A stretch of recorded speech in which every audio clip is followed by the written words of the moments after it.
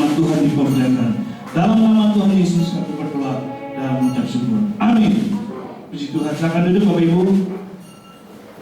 Shalom, selamat pagi. Terima kasih buat Bu Kiki dan juga BP yang lainnya, dengan kami bisa berjumpa kembali berbagi firman Tuhan dan pengalaman dengan firman Tuhan. Materi host family kita sepanjang minggu ini berbicara tentang kesempatan dan hambatan. Boleh dibuka langsung PPT-nya, PowerPoint-nya. Oke, Bapak Ibu bisa kita sama-sama mengikuti alur cerita ini dengan baik dan bisa melakukan firman Tuhan apa yang disampaikan. Minggu ini dengan tema kesempatan dan hambatan. Dan hari Rabu atau Kamis, Bapak Ibu pasti ikut house family ya, baik mungkin melalui Zoom atau melalui WA. Kalau di kami komisi jubir melalui WA. Walaupun komisi pengusaha, tapi masih banyak yang agak belum tahu canggih untuk mengikuti HP-nya yang mahal dan canggih, sehingga masih mengikuti WA. Karena dari orang tua lansia yang ada 70 sampai yang pengusaha-pengusaha yang umur 40 kebanyakan ya, 40 ke atas bisa mengikuti kalau dengan WA. Ya, sehingga kita bisa membahas kembali pengalaman apa yang kita dapati ketika dengar firman Tuhan. Lalu sepanjang minggu kita praktikin firman Tuhan tersebut dan mujizat apa yang kita alami ketika kita melakukan firman Tuhan. Amin. Mari kita akan siap mendengar firman Tuhan. Kesempatan dan hambatan. Temanya kesempatan dan hambatan ini diambil dari teks dari 1 Samuel 17 ayat 1 sampai 40 tentang bagaimana Raja Daud ketika ada hambatan dan kesempatan dia bisa melaluinya semua itu dengan pertolongan Tuhan. Kalau menurut kamus besar bahasa Indonesia KKBI, arti kata kesempatan adalah waktu, dalam kurung itu keluasan, peluang dan sebagainya.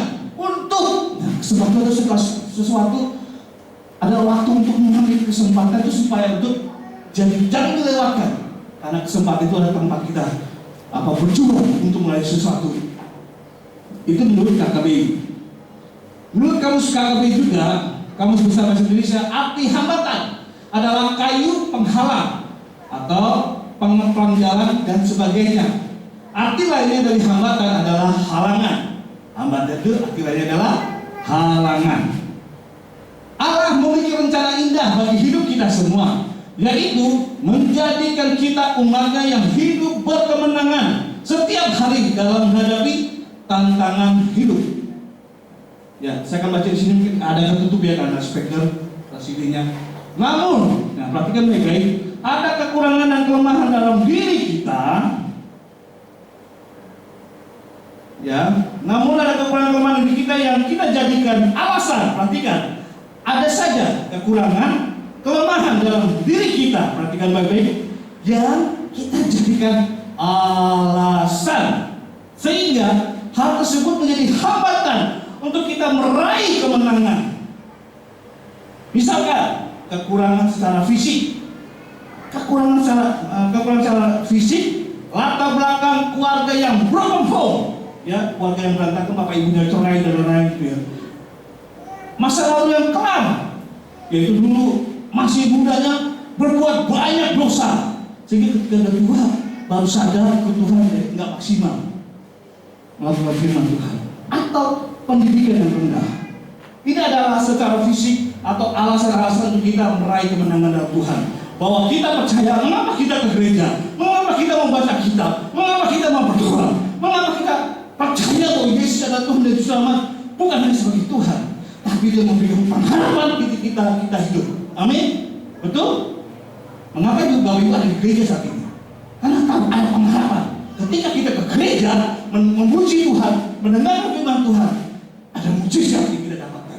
Amin. Keluarga mau dipulihkan, ekonomi usaha diberkati, kesehatan juga pasti sanggup Tuhan pulihkan, walaupun penyakit berat. Karena kita tahu kita masih ada pengharapan. Nah, cuma halangan itu juga terjadi. Sehingga kita ikut ke gereja setengah-setengah percaya, setengah tidak. Kenapa setengah percaya, setengah tidak? Langkahnya percaya, tapi ketika keluar dari gereja, goyah lagi pengharapan tersebut. Jadi, jika jika kita ingin mengalami kemenangan, jangan jadikan kekurangan lahiriah. Perhatikan, jika Bapak Ibu dan saya ingin hidup berkemenangan, jangan jadi kekurangan lahiriah. Ya, kekurangan itu kekurangan fisik, latar belakang keluarga yang berkumpul, masalah yang kelam, atau pendidikan yang rendah. Jangan jadi halangan untuk kita hidup maju mengalami kemenangan dan diberkati Tuhan. Amin. Mari kita belajar dari Daud ketika menghadapi Goliat. Kita akan belajar dari Daud untuk menjalani hidup kemenangan. Amin. Beritahu dong. Hei, mau berkemenangan? Coba tengok. Mau berkemenangan? Haleluya. Kasih senyum. Oh, nggak bisa ya? Nggak kelihatan. Kita belajar Daud ini. Bapak Ibu, ketika kisah, dua hal kita bagi dari Daud untuk ketika menghadapi Goliat untuk hidup berkemenangan. Yang pertama, jadikanlah hambatan halangan apa saja, kekurangan fisik, latar belakang yang broken home, keluarga yang berantakan, atau dan lain-lainnya. Jadikanlah segala sesuatu halangan atau hambatan tersebut sebagai kesempatan untuk menang. Amin. Artinya Tuhan tidak melihat latar belakang kita, keluarga yang hancur-hancur, orang tua yang cara berai, kawin lagi, cerai lagi, keluarga yang hancur, anak yang narkoba, kenapa? Atau pendidikan kita sekolahnya nggak sampai kuliah, dan sarjana lain, atau kita tidak sehat atau kurang fisik dan lain-lain. Jangan alasan kalau kita mau berkemenangan seperti Daud. Amin.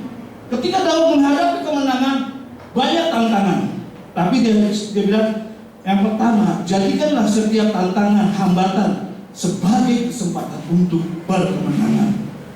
Ketika Daud melangkah menghadapi Goliat, apa saja hadapannya? Bapak Ibu kita tahu kisah ya, bagaimana Daud melawan Goliat. Tentara Israel berkumpul di suatu lembah. Wow, kita tahu kalau tentara Filistin sudah terbiasa dengan peperangan, sedangkan Israel terbiasa dengan apa? Budak. Gak pernah ada latihan akademi militer. Wong Gibraltar selama 120 tahun, harus kita hampir, kalau pernah saya bilang ada 160 tahun. Israel ditawar jadi budak. Mana pernah dilatih untuk mengangkat senjata, berperang, memakai alat, pakaian senjata? Tidak mungkin. Mereka bisa berperang karena ada Tuhan yang memberitakan. Mereka bisa maju berperang dan memberi kemenangan, bukan karena mereka berperang, karena Tuhan sudah memberikan kemenangan mengalahkan musuh. Mereka tinggal menjarah saja hasil kemenangan yang Tuhan berikan. Sama sekali mereka tidak berusaha berperang karena latar belakang tersebut. Tetapi kita hadapi si Daud ini. Ketika Daud hendak melangkah menghadapi Goliat, apa saja hambatannya? Daud melihat, kok tentara Israel kok dihina sama namanya Goliat. Dikatakan kalau tafsiran itu tingginya aja 3,2 meter. Ada tinggi 2 meter sih. Ini Goliat 3,2. Saya aja 150 ya. Perasaan deh. Apalagi 3 meter, ini 3 meter 3,2 melebihi dari sini. Tinggi dari sini aja 3 meter melebihi 3,2. Terus katakan, mana Israel? Panggil tentara yang terkuat, lawan aku 1-1. Kalau aku kalah, kami mengakui kekalahan. Tapi kalau kamu menang, siap. Gitu. Kami mengakui kekalahan kita terus. Wah, dihina. Mana Israel? Mana Allahnya? Mana bangsanya? Ketika ketika Daud disuruh orang tuanya antar makanan ke kakak-kakaknya yang sedang berperang, dia merasa kesal. Allah Israel itu dihina oleh bangsa Filistin. Allah Israel itu dihina. Dia lawan bahwa Allah yang disembah ada Allah yang hidup. Akhirnya dia siap berperang. Dan hambatannya ketika dia siap berperang, siapa yang menghambat dia berperang? Yang pertama kakaknya. Dia bilang, hai Daud, kamu anak, siapa yang jaga kami domba kita yang 3 ekor tersebut? Aku tahu kamu memang berani, tapi kamu masih yang jahat. Kenapa? Ingin melihat kami kalah dan berperang, karena mulai pasukan Filistin. Jadi hambatan Daud untuk meraih kemenangan bersama Tuhan, ingin mengalahkan Goliat. Hambatannya kakaknya sendiri yang menghina dia. Bayangin, mau maju, mau berprestasi, tapi hambatannya orang terdekat yang iri, cemburu melihat adiknya, saudaranya, atau orang tuanya, atau sepupunya, atau temannya lebih maju. Itu hambatan yang paling ngeri adalah hambatan terdekat. Warga sendiri tidak suka kita berprestasi. Kakaknya Daud. Yang kedua, rajanya si Saul. Saul juga membebani Daud dengan menggunakan jira ya baju zina yang berat. Tetapi Daud mengabaikan semua itu, hambatan itu. Dia tetap maju untuk menghadapi Goliat. Daud juga, si Saul bilang, hei Daud, kamu tuh badannya kecil, masih tuh perkiraan penafsir katakan masih 12 tahun, masih unyu-unyu, belum bisa berperang. Ini bilang sih buat tingginya besar, biasa berperang, mana bisa kamu kalahkan? Tapi dia bilang, tidak bisa. Aku bisa mengalahkan beruang, aku bisa mengalahkan singa, karena ada Allah di berpihakku. Akhirnya Saul pasrah, oke silakan begitu berperang. Nah, ya pertanyaan, kenapa Daud berani berperang? Dia bisa mengalahkan Goliat. Ada 3 hal kita belajar di Daud ini. Yang pertama, melangkah dengan keberanian. Yang kedua, melangkah dengan keyakinan bahwa Tuhan beserta dia. Artinya melangkah dengan keyakinan akan pernyataan Tuhan. Yang ketiga, menggunakan kemampuan dan pengalamannya selama mengembalakan kambing domba. 3 hal Daud bisa mengalahkan hambatan tersebut karena Daud satu punya keyakinan, dia berani. Ada orang takut dengan berbagai persoalan hidup, takut kalau ujian sekolah, takut gak lulus, ujian pekerjaan dites, takut gak lulus, mau melayani di audisi, nah di gereja, takut gak bagus gak lulus. Jadi ketakutan sudah dia hampiri, sudah ada di benaknya sebelum dia berani maju untuk berperang, untuk menggunakan Tuhan mau berberkati. Ketakutan itu yang harus dilawan. Ini Daud berani dengan peduli si Goliat ini 3,2 meter dengan perlengkapan yang berat. Daud berani. Lalu yang kedua Daud melangkah karena dia tahu ada Tuhan di pihaknya. Amin.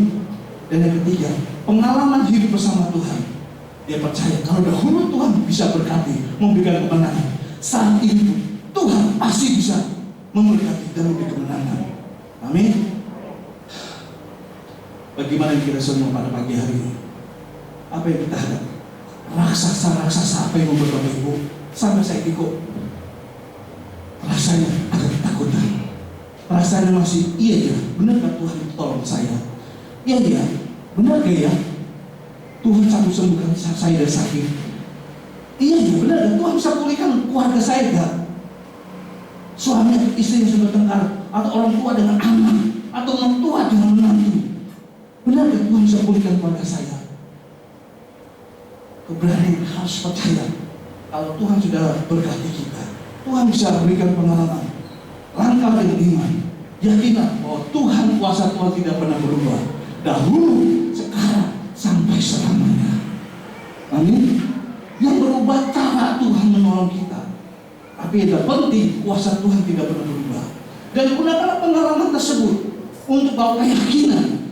Ketika saya maju, saya setia beribadah, saya melayani Tuhan, usaha saya pasti Tuhan berkati. Suami saya pasti akan dipulihkan. Anak saya sudah mulai remaja, dewasa, sudah angel dinasihati. Percaya, berdoa terus.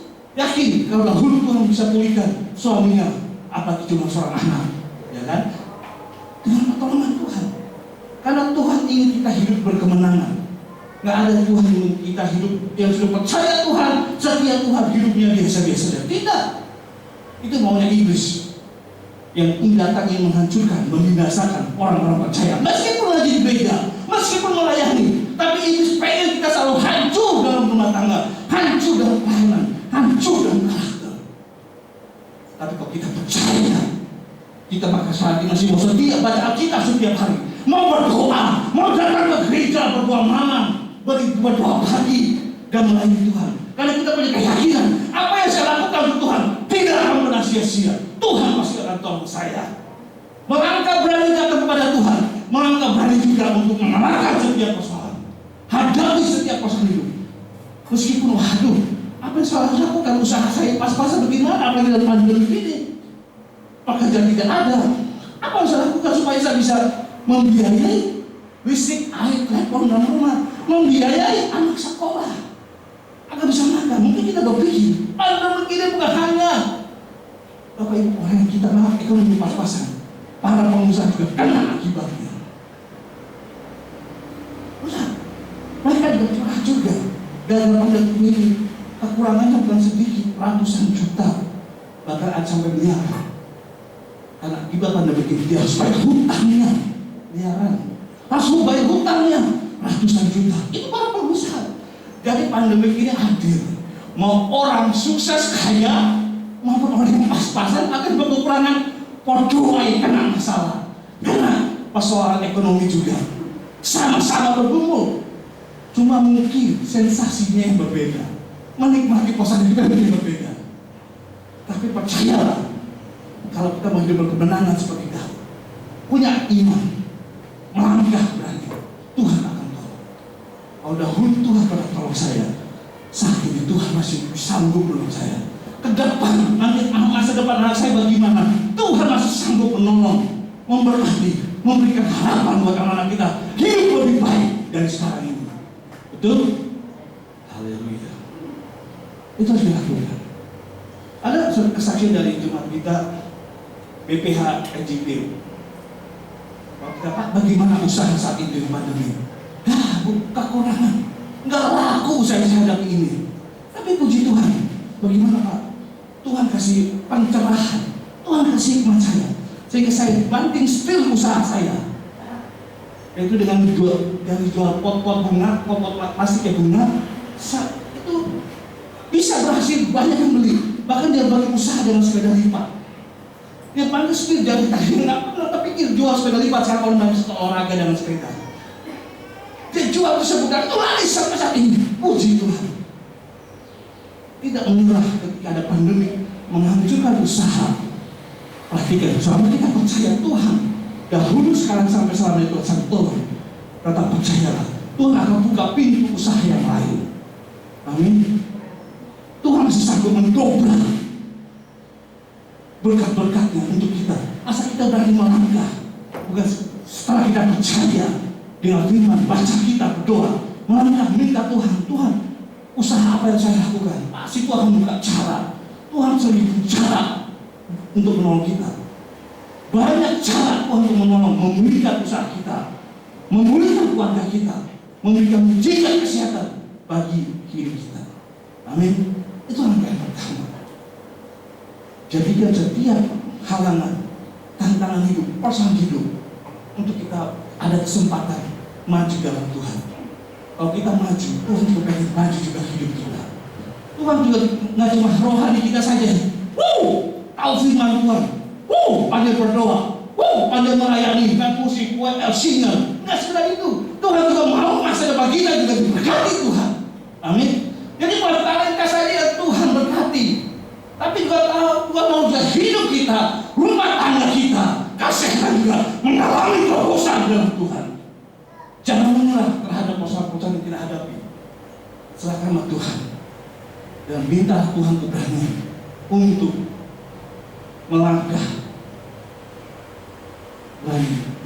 keluar dengan pencerahan yang berbeda.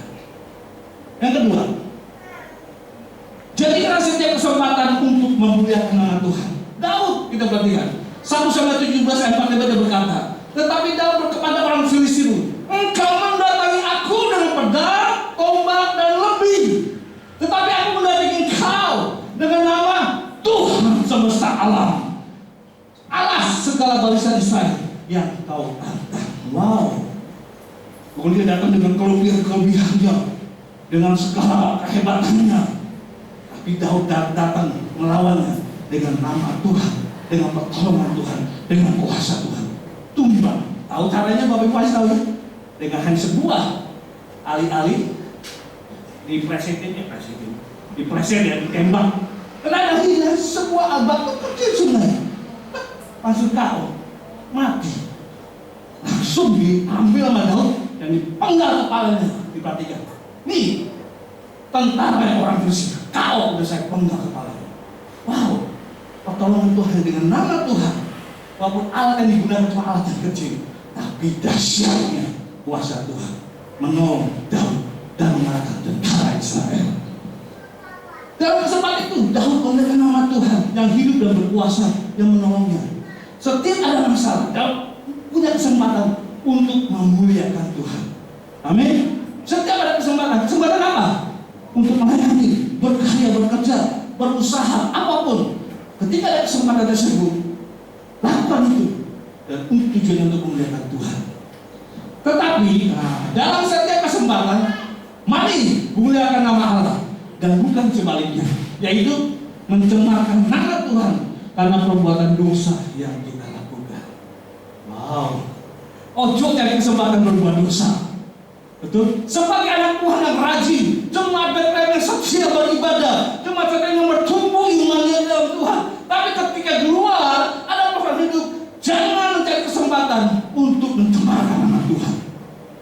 Carilah kesempatan ketika di luar untuk memuliakan nama Tuhan.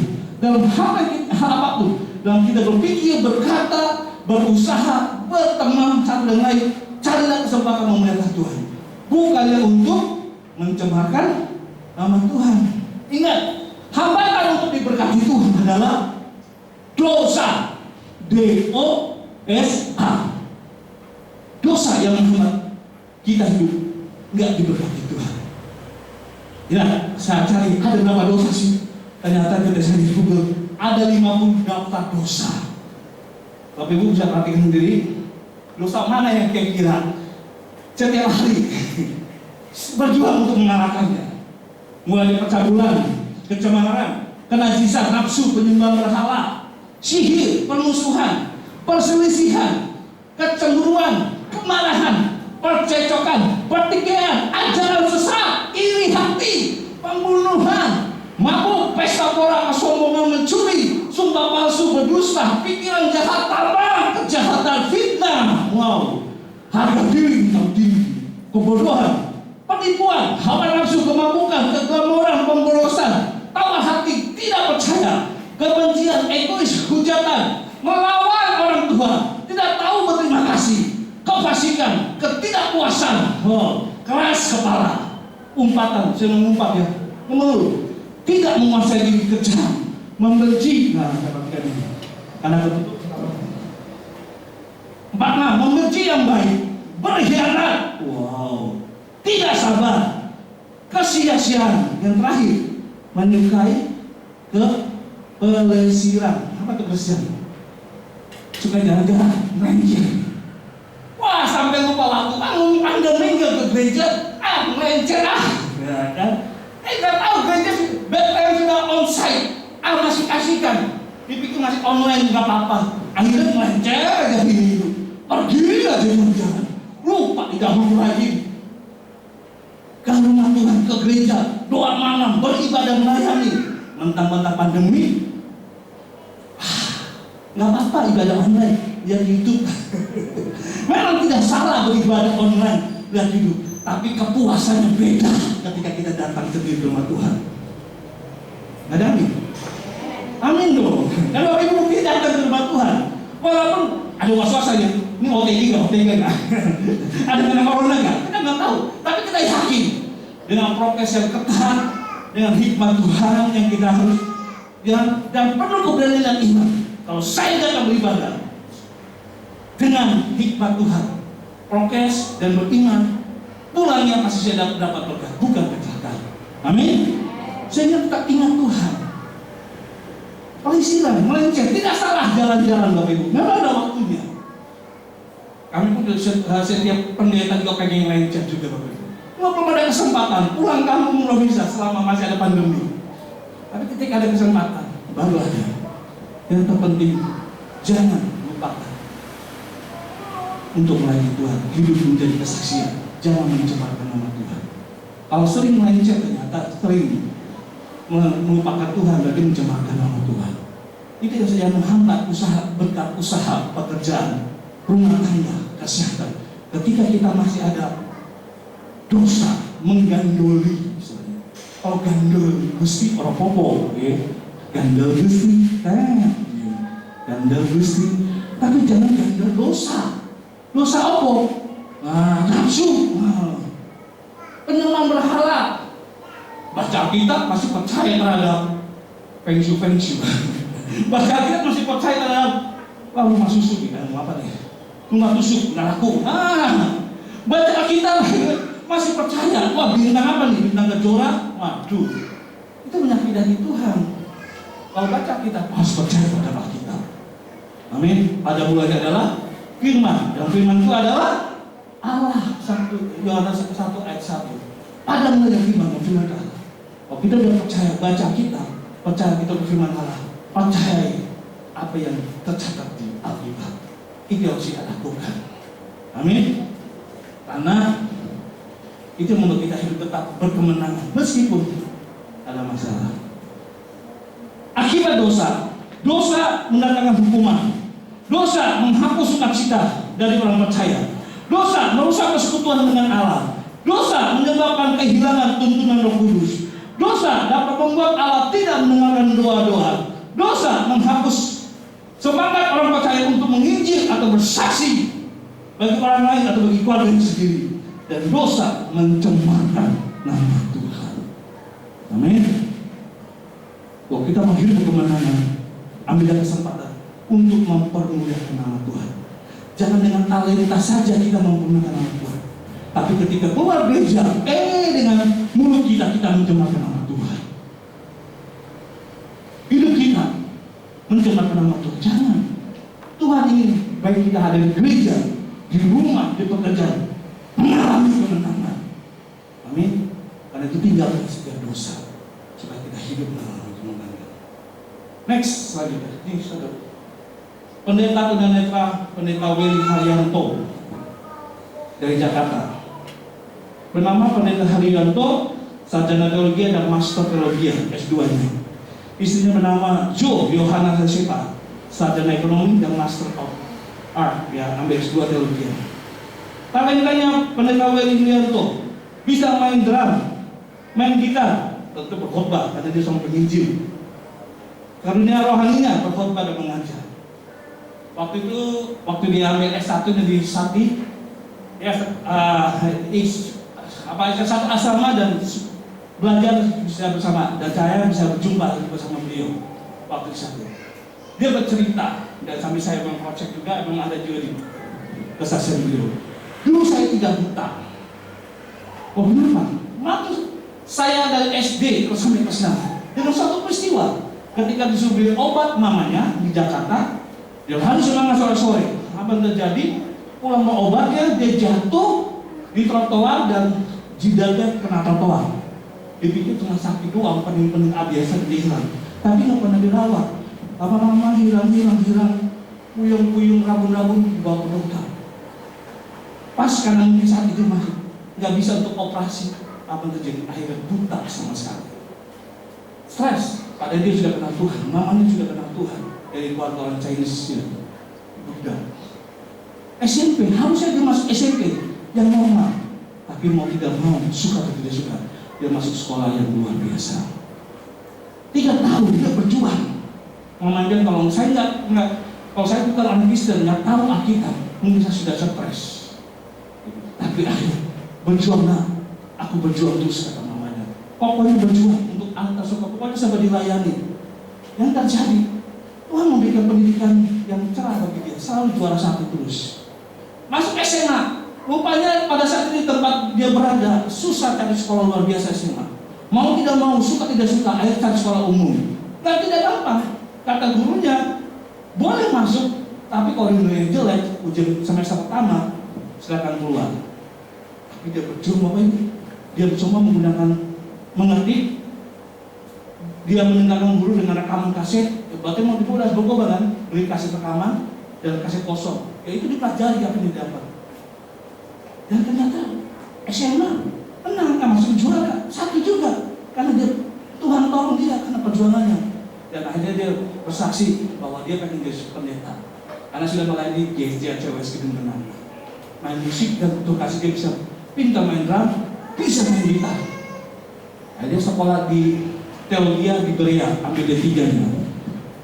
Tuhan berikan IP yang tinggi. Sehingga waktu itu dia lanjut lagi S1 di Sakti, ambil sarjananya. Wow, sukacita yang sudah luar dia dapatkan adalah sudah bisa melayani Tuhan. Tapi Tuhan kasih bonus ketika kita tidak menyerah dalam keadaan. Bonusnya apa? Kalau seorang cowok pasti pengen berpasangan juga. Nggak mau jomblo dong. Betul ya ini? Ini bahagia Dan tidak menyangka pasangan hidupnya adalah orang biasa, Bapak Ibu, hidup normal. Bukan hanya normal saja, pintar karena dia seorang sarjana ekonomi, tapi cinta Tuhan. Ketika dia menembak I love you, dia tak tahu wajah istri seperti apa. Yang tahu dia seorang wanita. Dia tembak I love you, mau ini. Diterima. Oh Ani, tahuan apa ya? Ani itu kok istilahnya. Oh Ani juga bangga. Meskipun keluarga wanita nggak setuju, tapi Tuhan tolong sehingga dia menikah di sana. Pesta RW, ya biasa kita kalau di kampus potong anjing kan, wah kebanggaan itu makan RW. Seolah kan makan babi rica, atau babi panggang, atau babi kecap, puas seperti itu rasanya, walaupun dari anjing. Potong rame, pesta RW. Setelah itu dia melayani berkhotbah dan lain-lain. Tuhan berkati Bapak Ibu, dari nggak punya rumah sekarang punya rumah. Dia Tuhan pakai kembali, dia bisa melayani berbagai negara. Dia pernah ke Hong Kong, dia pernah ke China untuk berkhotbah melayani, bukan jalan-jalan, tapi bonusnya jalan-jalan setelah itu. Lengkap. Cuma sekarang masih kurang lagi, kurang punya anak. Tapi percaya, ketika Tuhan sudah tolong, pasti Tuhan akan tolong lagi. Bagaimana dengan kita? Tuhan gak melihat kekurangan fisik kita apa. Tuhan melihat kepintaran kita atau sebaliknya. Yang Tuhan lihat, mau kita maju. Setia sungguh-sungguh di dalam Tuhan. Jaminan masa depan cerah Tuhan siap-siap berikan kita. Bukan berkat rohani saja yang Tuhan siap berkati. Kita setia beribadah dan melayani, tapi berkat jasmani. Bukan berkat saat ini saja yang Tuhan siapkan kalau kita sungguh-sungguh ikut Tuhan, tapi berkat buat anak kita, masa depan kita. Tuhan sanggup memberkati. Amin. Mari kita berdoa. Haleluya. Terima kasih Tuhan. Haleluya. Tuhan, terima kasih buat firman Tuhan. Roh Kudus, tolong kami untuk mengimani apa yang kami dengar melalui firman Tuhan. Kalau Daud bisa mengalahkan raksasa, kami juga bisa yakin Allah yang kami sembah adalah Allah yang hidup berkuasa, sanggup mengalahkan setiap raksasa ketakutan. Supaya kami berani maju dan bertumbuh dalam Tuhan. Ketika kami bertumbuh dengan benar, maka bukan kami rohani saja diberkati, kehidupan jasmani, kehidupan rumah tangga kami, Tuhan akan berkati juga. Siapa berdoa Bapak Ibu yang mau berdoa, angkat tangannya, katakan Tuhan tolonglah saya. Bapak dalam surga lihat setiap tangan yang terangkat yang membutuhkan pertolongan Tuhan. Kalau orang lain ditolong, saya juga pasti akan ditolong. Kalau Daud bisa ditolong Tuhan, aku percaya jemaat yang lain juga akan ditolong, akan dipulihkan, akan diberkati. Baik secara rumah tangga, suami istri, orang tua, anak mertua dengan menantu, sama-sama datang ke gereja, sama-sama baca Alkitab, sama-sama berdoa, sama-sama melayani. Kami percaya Tuhan akan berkati juga usaha dengan kami. Jika ada bapak-bapak kayak angkat tangan katakan Tuhan tolonglah saya Tuhan. Haleluya, haleluya. Angkat tanganmu dan berkata Tuhan tolonglah saya. Jadilah sesuai imanmu. Jika untuk hidup sehat, minta Tuhan tolong hikmah supaya saya mendapatkan pola hidup yang sehat.